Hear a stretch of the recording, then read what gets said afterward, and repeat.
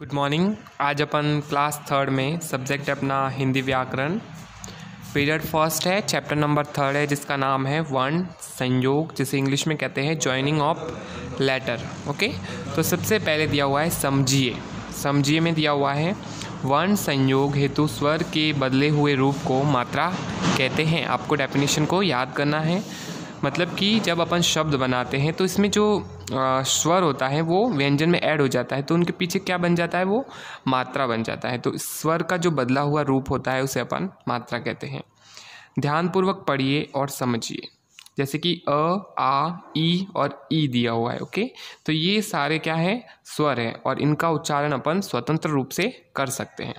इसी तरह क, जब अपन क बोलते हैं तो उसमें अ का उच्चारण आता है, मतलब कि उसमें अ स्वर ऐड है। जैसे कि क के नीचे हलंत लगा हुआ है तो समझ लेना चाहिए कि इसमें अ है वो जुड़ा हुआ नहीं है। मतलब कि जब उसमें अपन अ जोड़ेंगे, क के नीचे जो हलंत है उसमें जब अ जोड़ेंगे तब वो बनेगा क। इसी तरह प प्लस अ, प। ओके, तो व्यंजनों का उच्चारण स्वर की सहायता से ही होता है। अगर आप व्यंजनों का उच्चारण करेंगे तो उसमें स्वर अ हमेशा आएगा, यही आपको याद रखना है। तो स्वरों का उच्चारण स्वतंत्र रूप से होता है, लेकिन व्यंजनों का उच्चारण स्वर की सहायता से होता है। स्वरों का उच्चारण स्वतंत्र रूप से होता है किंतु व्यंजनों का उच्चारण स्वरों की सहायता से होता है। व्यंजन के उच्चारण में अ का मेल पाया जाता है। जैसे क प्लस अ बराबर क, प प्लस अ बराबर प। इस प्रकार अकेला व्यंजन बोलने के लिए अ की सहायता ली जाती है। इसके अतिरिक्त अन्य स्वरों का व्यंजनों से मेल करते समय उनकी मात्राएं प्रयोग में लाई जाती हैं। अ स्वर की कोई मात्रा नहीं होती है। अ होता है ना जो स्वर, उसकी कोई मात्रा नहीं होती है, ये आपको याद रखना है। जैसे देखो, विभिन्न स्वरों की मात्राएं तथा उनसे बने शब्द, ये सारा कुछ अपन एचकेजी क्लास, फर्स्ट क्लास और सेकंड क्लास में सीख लेते हैं, लेकिन इसको वापस अपन एक वर्ण संयोग का चैप्टर दिया हुआ है तो इसको रिवीजन कर रहे हैं, पुनरावृत्ति। जैसे कि अ, तो अ स्वर की कोई मात्रा नहीं होती है, तो जैसे ही क, तो अ वाली मात्रा से बना क ल म। इसी तरह आ की मात्रा इस तरह की होती है, जैसे ग में आ जुड़ गया तो बन गया गा, तो गाय एक शब्द बन गया। ई जो छोटी ई है, इसकी मात्रा जब त में जुड़ी तो बना ती और इसका बन गया तिल। इसी तरह बड़ी ई की मात्रा है जो इस तरह की बनती है, क में जुड़ने पर बन गया की। ओके, इसको जब उच्चारण करेंगे तो इसमें जो बड़ी ई होती है उसकी मात्रा को लंबा खींचा जाता है। जैसे कील। ऊ की मात्रा इस तरह की होती है, देखो ये। फिर है जैसे प में ऊ की मात्रा जुड़ी तो पू, और जो र शब्द होता है उसका एक आपको स्पेशल ध्यान रखना है कि र में जो ऊ की मात्रा वो नीचे नहीं जुड़ती है, वो बीच में आती है। जैसे पुल, रुख। इसी तरह ऊ, बड़ा ऊ की मात्रा, इसमें बड़ा ऊ की मात्रा इस तरह की होती है। और धू, ध में ऊ की मात्रा बन गया तो धू, इसको क्या करेंगे, लंबा खींचा जाएगा, क्योंकि इसको बड़ा ऊ अपन कहते हैं इसलिए इसको लंबा खींचा जाएगा। ओके, तो इसका होगा धू। इसी तरह रू, तो धूप और रूप, इसमें भी देखो र में ऊ की मात्रा है वो बीच में लगती है। री की मात्रा इस तरह की होती है जो शब्द के जो वर्ण के नीचे लगती है, ग्री, तो ग्रह। इसी तरह ए की मात्रा वर्ण के ऊपर लगती है, शे, और तो शेर। ए की मात्रा आई की मात्रा है, जैसे मैया।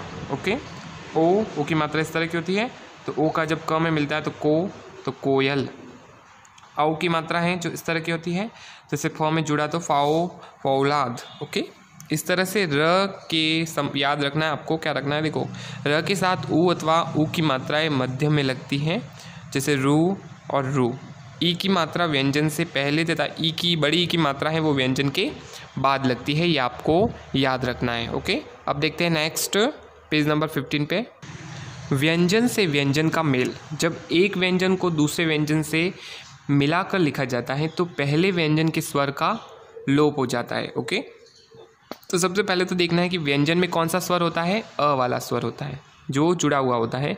तो जब अपन एक व्यंजन को दूसरे व्यंजन में ऐड करेंगे तो पहला जो व्यंजन है उसका जो स्वर था उसको अपन हटा देंगे और उसके नीचे हलंत लगा देंगे। ओके, या फिर उसको आधा लिखा जाएगा और उधर आधा लिखा जाएगा, या फिर उसके नीचे आप व्यंजन जो हलंत होती है वो लगा सकते हैं। आधे व्यंजन कई प्रकार से लिख जा सकते हैं। जैसे फर्स्ट है, जिन व्यंजनों में पाई होती है, पाई मतलब इस तरह का जो यूज़ होता है, खड़ी पाई, उनकी पाई हटा दी जाती है और अगले व्यंजन को उससे मिलाकर लिखते हैं। जैसे पाई वाले व्यंजन में ख, ग, घ, च, ज, न, न, त, थ, द, न, प, ब, प, म, य, ल, व, श और स।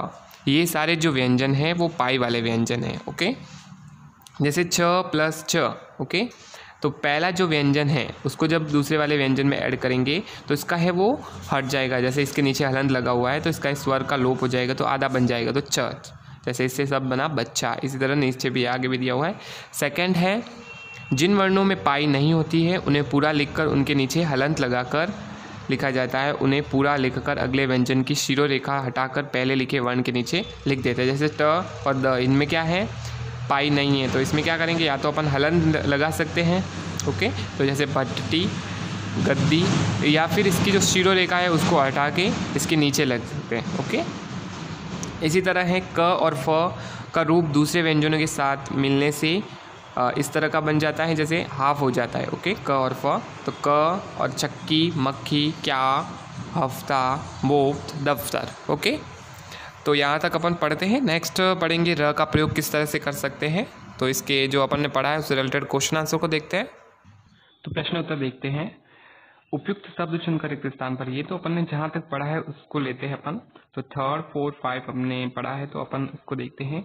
ई की मात्रा व्यंजन लिखी जाती हैं, तो जो छोटी ई की मात्रा होती है वो व्यंजन से इस तरह की होती है और ये व्यंजन से पहले आती है। ओके, सेकेंड 4 का क्वेश्चन है, बड़ी ई की मात्रा व्यंजन लिखी जाती है, ये व्यंजन के बाद आती है। ओके, क है जो पाई वाला वर्ण है। ओके, तो इसका आंसर आएगा पाई, मतलब क्योंकि जब हम क लिखते हैं तो इसमें देखो ये बीच में पाई है। पाई किस तरह की होती है, तो ये पाई है, तो क पाई वाला वर्ण है। फिर नेक्स्ट देखते हैं, सही विकल्प के हमने सही का निशान लगाइए।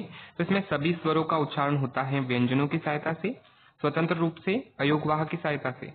तो सभी स्वरों का उच्चारण स्वतंत्र रूप से होता है। ओके, फिर है सेकंड, सभी व्यंजनों के उच्चारण में मूलतः मेल पाया जाता है अ का, आ का या ऊ का। तो इसका सही आंसर है वो है अ का। ओके, नेक्स्ट क्वेश्चन है थर्ड, सभी व्यंजनों का उच्चारण होता है स्वतंत्र रूप से, स्वरों की सहायता से या संयुक्त व्यंजनों की सहायता से। तो सभी जो व्यंजन होते हैं उनका उच्चारण स्वरों की सहायता से होता है।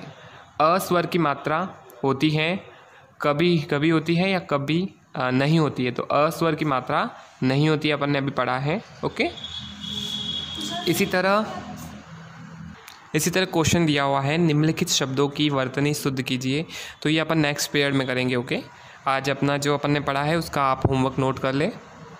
तो आपका वर्क इस तरह से रहेगा, पीरियड फर्स्ट का प्रश्न क का 3, 4, 5 और प्रश्न ख का 1 to 3 आपको अपनी नोटबुक में कंप्लीट करना है।